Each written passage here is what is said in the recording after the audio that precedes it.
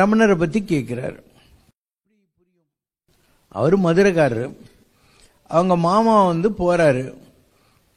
வெங்கட்ராமன் ரமணருடைய பூர்வாசிரம பேரு. மாமா எங்கிருந்து வரீங்கன்றாரு.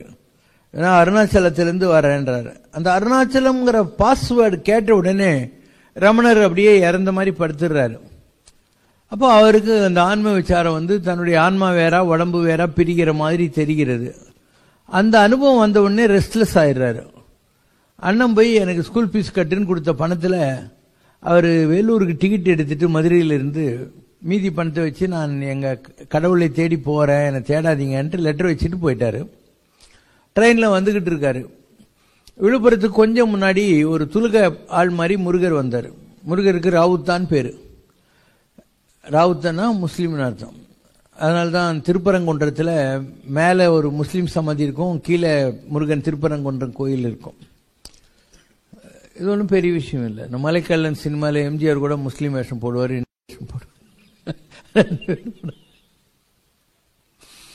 அந்த பாய் சொல்றாரு, நீ வேலூர் போகாத, அங்க இப்போ பிளேக் வியாதி இருக்கு, அதனால விழுப்புரத்தில் இறங்கிட்டு இங்கிருந்து திருவண்ணாமலைக்கு போயிடு அப்படின்றாரு. சரி இறங்கிறாரு. அவர் கையில் காசு இல்லை. அப்போ தன் காதில் இருந்த கடுக்கனை அங்கே இருக்கிற ஒரு பணக்காரர்கிட்ட கொண்டு போய் கொடுத்து எனக்கு பஸ் சார்ஜ் காசு கொடுங்க அப்படின்னு. அவர் காசு இவ்வளோ கொடுத்துருக்கேன்னு சொல்லி எழுதி கொடுக்குறாரு அந்த அடகு ரசீது. இவர் கொஞ்சம் தூரம் வந்தோடனே நம்ம தான் எல்லாத்தையும் விட்டு வந்துட்டோம், திருப்பியும் போய் மாற்றிக்கேஜை மீட்கவா போகிறான், அந்த சீட்டையும் கீட்டி போட்டுறாரு. திருவண்ணாமலை கோயிலுக்குள்ளே வராரு. இப்போ இருக்கிற மாதிரி அப்போ கோயில் இல்லை. 1950 தான் அந்த ஆயிரங்கால் மண்டபம் எல்லாம் கட்டி ராஜாஜியை வச்சு திறந்தாங்க. அங்கே ஒரு பாதாள லிங்கம் இருந்தது புதர்களுக்கு நடுவில். அங்கே போய் உட்காந்துடுறாரு. ஒரு 40-48 நாள் அப்படியே உட்காந்துடுறாரு. 2 காலும் பின்னி போகுது, குழவிங்கெல்லாம் குத்தி அவர் உடம்பெல்லாம் முள்ளாகி போயிடுறது. இப்போ சேஷாதிரி சுவாமிகள்னு ஒருத்தருக்கு இந்த விஷயம் தெரியுது. அவர் லாந்தர் லைட்டை கொண்டு அப்படியே 2 காலும் பின்னின மாதிரி இருக்கிற ரமணரை கொண்டு போய் முள்ளெல்லாம் எடுத்து ட்ரீட்மெண்ட் கொடுத்து இவரை பாலரமணர்னு அவர் தான் பேர் வச்சது. அப்போ ஏன் அவரை திருவண்ணாமலைக்கு வரணும், எதுக்காக அந்த இடத்துல போய் 48 நாள் தவம் பண்ணோம்னா, அந்த பாதாள லிங்கத்தில் இருக்கிற ஆத்மாக்கும் ரமணருக்குள்ள இருக்கிற ஆத்மாக்கும் லிங்க் இருக்கும். இதர் குரு சிஷ்யத்தில் இருக்கும், இல்ல அதே ஆத்மா இந்த உடம்புக்குள்ள வந்திருக்கும். அதான் அருணாச்சலம்னு கேட்ட உடனே இவருக்கு அந்த ஏதோ ஒரு பிளாஷ்பேக் வந்துடுறது. And he comes in search of his own spirit. So ஆன்மீகத்தில் யாரா இருந்தாலும் அவங்களுடைய ஆத்மா அவங்களை வழி நடத்தும்.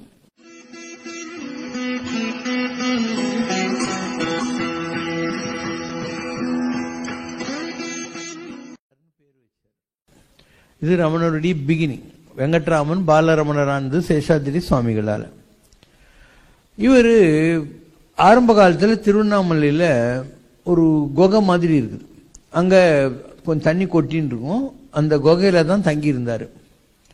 அண்டு மேலே அவர் உட்காந்துருக்கிறத பார்க்கறதுக்காக ஜனங்கள்லாம் மலைக்கு கீழே இருப்பாங்க. அந்த மாதிரிலாம் he was blessing people from there. அங்கே தவம் பண்ணிக்கிட்டே தான் இருந்தார். அப்போ அவருக்கு நான் யாருங்கிற ஆத்ம விசாரத்தில் போனார். அவரை தேடி மக்கள் எல்லாம் வர ஆரம்பித்தாங்க.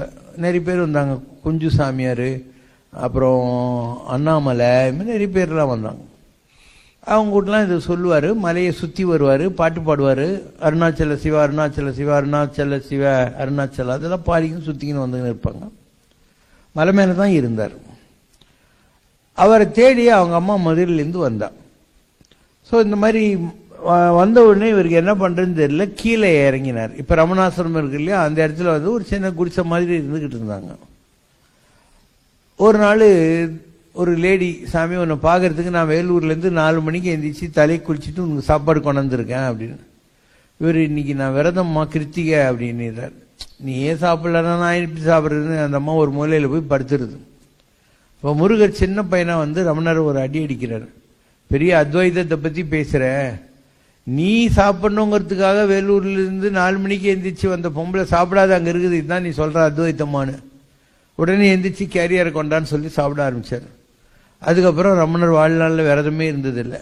அவரே கிச்சனில் போய் தொகையில் அரைச்சி கொடுப்பாரு, கீரை அரைஞ்சி கொடுப்பாரு. அந்த மாதிரி ஒரு லைஃப் ஸ்டைலுக்கு போயிடுச்சு. அவங்க அம்மா இறந்துட்டாங்க. அவங்கள அங்கே அடக்கம் பண்ணி மாத்ருபூதேஸ்வரர் கோயில் இப்போ இருக்கு இல்லையா ரமணாசிரமத்தில், அது அவங்க அம்மாவுடைய சமாதி மேலே கட்டின கோயில்.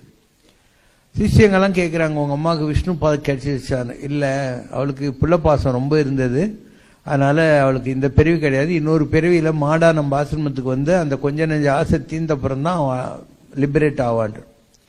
அப்போ லக்ஷ்மின்னு ஒரு பசுமாடு வருது, அது கொஞ்ச நாள் இருந்துட்டு மடியை போட்டுருது.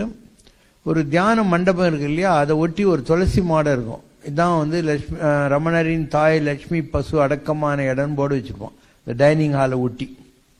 அம்மாவும் இறந்துட்டாங்க. அதுக்கப்புறம் அவர் பிரதர் வெங்கட்ராமன் ஒருத்தர் அவர் தேடி வந்துட்டார். இந்த தப்பெல்லாம் வந்து பண்ணக்கூடாது எந்த சாமியாராக இருந்தாலையும். எல்லாத்தையும் விட்டு வந்தாச்சு. அதுக்கப்புறம் அம்மா எங்கேருந்து வந்துச்சு, அண்ணன் எங்கேருந்து வந்தான், விட்டாச்சு இல்லை, அதுக்கப்புறம் திருப்பி சேர்த்துக்க கூடாது. இதுதான் நான் சொன்ன quotation. Renunciation is not adding anything, not leaving anything. துறவு என்பது எதையும் சேர்த்துக் கொள்வதல்ல, எதையும் விட்டு விடுவதல்லங்கிற கோட்டேஷன் நான் பண்ணேன். இதான் ரமணருடைய வாழ்க்கையில் அவர் தவிர்த்திருக்க வேண்டிய ஒரு தவறு. விட்டாச்சு, கோமணம் கட்டியாச்சு, பின் எதுக்கு சொந்தம்லாம் வந்துச்சு, திருப்பி வந்தாக்க நீ சொத்தி விட வேண்டியது தானே. ராம் சூரத்குமார் சாமி கல்யாணம் ஆகி 3 குழந்தைங்க இருந்துச்சு. அவங்க வந்தாங்க, இந்த மாதிரி சாமி ஆகிவிட்டார் இவருன்னு தெரிஞ்ச உடனே திருவண்ணாமலைக்கு ரூம்குள்ளேயே விடலை. ஒரு ஆளை கூப்பிட்டு இவங்களை கொண்டு போயிட்டு அந்த ஹோட்டலில் ஒரு சாப்பாடு வாங்கி கொடுத்து ட்ரெயின் ஏற்றி விட்டுருன்னு சொல்லிட்டாரு. அதுதான் கரெக்டான approach. You should be like that, don't get again and again into this maya. Paramacharya இருந்தார். அவர் ஆந்திராவில் உக்காண்டிருக்கிறாரு. அப்போ திடீர்னு பக்கத்தில் இருக்கிற கேட்குறாரு, ஒரு சன்னியாசியோட அம்மா செத்துட்டா என்ன பண்ணணும் சாஸ்திரத்தில் இருக்கு அப்படின்னு. எல்லாம் வாய் மூடின்னு இருக்காங்க. மடத்து மேனேஜர் ஒரு டெலிகிராம் கொண்டு வர்றார். அப்படின்னு கை காட்டுறார். அதில் என்ன இருக்குன்னு எனக்கு தெரியும்னு அதுக்கு அர்த்தம். ஒன்றும் இல்லாமல் அங்கே இருக்கிற ஒரு அருவியில் போய் தலை முழுகிட்டு வந்து விபூதி பூசின்னு உட்காந்து ஜபம் பண்ண ஆரம்பிச்சிட்டார். அது நிலை. சொந்த அம்மா இறந்தா கூட டிட் தட். அந்த தலை முழுகிட்டு உட்காந்துக்கிட்டார். அங்கே இருந்தபோது அவர் ஒன்றும் பண்ணதில்லை. அதாவது ஜோசியம் சொல்றது, தகுடு மோதிரம் வாஸ்து இதெல்லாம் கிடையாது. அவர் பாட்டிக்கு உட்காந்து தியானம் பண்ணிட்டு இருப்பார். அவர் எதிரில் ஜனங்க போய் உக்காந்துக்கிட்டு தியானம் பண்ணுவாங்க. And they will slowly feel that their stress or troubles are less, then they will quit. இவ்வளோதான். அவர் விபூதி கொடுக்கறது, அது பண்ணுறது, இது பண்ணுறது அதெல்லாம் கிடையவே கிடையாது. அண்ட் அந்த திருவண்ணாமலையில் அவர் எந்த இடத்துல அந்த குகையில் இருந்தாரோ அந்த, ஏன்னா மலையே வந்து சாமி தான், சிவன் தான் அது மலையே. அவர் எந்த இடத்துல குகையில் இருந்தாரோ அதே இடத்துல அவருக்கு கேன்சர் வந்துச்சு. Because it was a mistake. He should not have stayed on the மலை. கரெக்டாக அந்த இடத்துல தான் அவருக்கு கேன்சர் வந்தது. லாஸ்ட் டேஸில் டாக்டருங்கெல்லாம் வந்து அவருக்கு ஆப்ரேஷன்லாம் பண்ணாங்க. he died.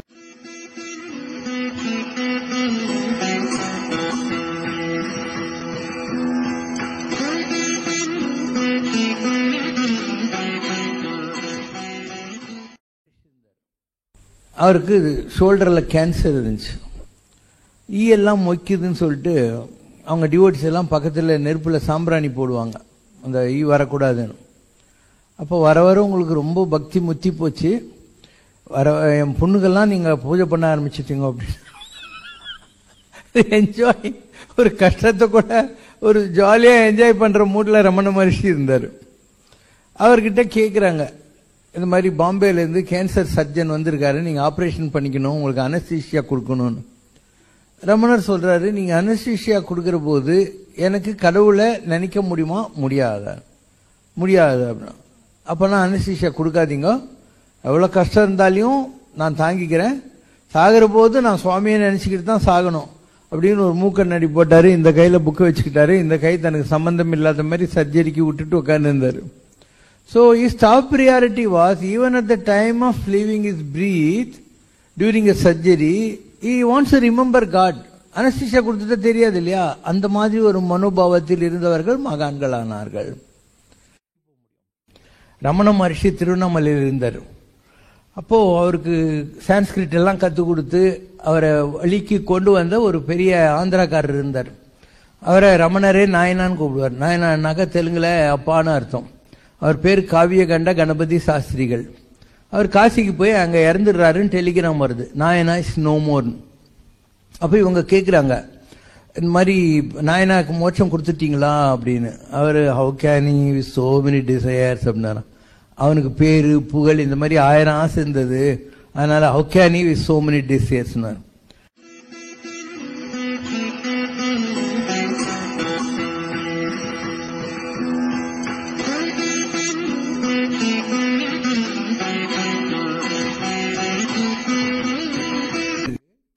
ஒரு தடவை ரமணர் மலை மேல போறாரு.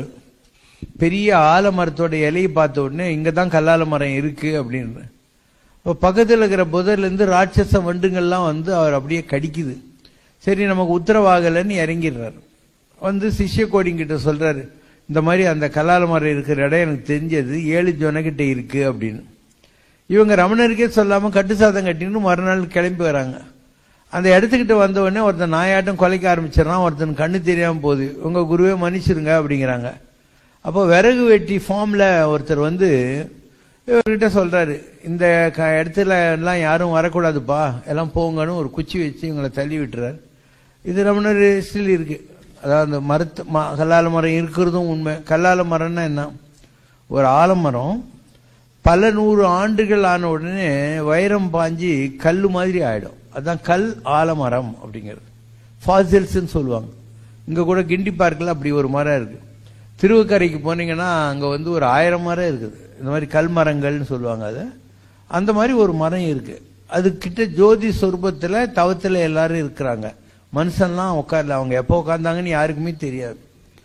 ஒரு தடவை ஞானானந்தகிரி சாமி கிட்ட கேட்டாங்க, இந்த மாதிரி அங்க கல்லால மரம் இருக்கா, எல்லாரும் இருக்காங்களான்ட்டு.